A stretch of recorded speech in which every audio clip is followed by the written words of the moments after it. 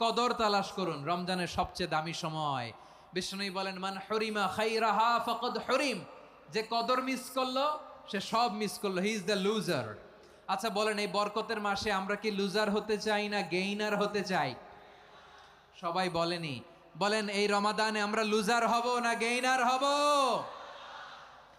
ইন্না আনজালনাহু ফি লাইলাতিল কদরি ওয়া মা আদরাকা মা লাইলাতুল কদর লাইলাতুল কদরি খায়রুম মিন আলফি শাহর। পড়েন আল্লাহু আকবার। লাইলাতুল কদরি খায়রুম মিন আলফি শাহর, হাজার মাসের চেয়েও সেরা।